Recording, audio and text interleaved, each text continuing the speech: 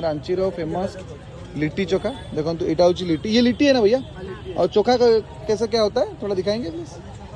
आलू चोखा है और बैगन भरता। अच्छा ये लिट्टी कौन सा क्या क्या मिला के होता है? आटे से सिर्फ दूध और आटे सत्तू को मिला के लिट्टी होता है, और ये आलू का चोखा होता है और वहाँ पे बैंगन का भरता। ओके तो एक प्लेट सादा वाला है 20 रुपये, मैंने गोटे प्लेट सादा वाला 20 टका, और ये घी वाला नौ गोटे प्लेट 40 टका। एक प्लेट में कितना आता है? 2 पीस आता है।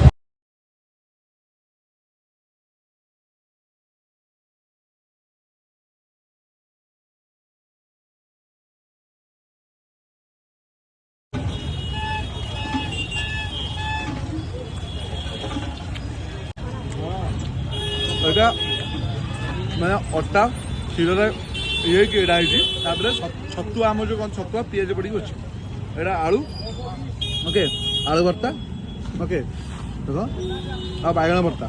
आपण मैंने लिट्टी चोखा के खाई तो मत कमेंट कहते आपको केमती लगी। ओके देखा next video till then take care bye bye thank you.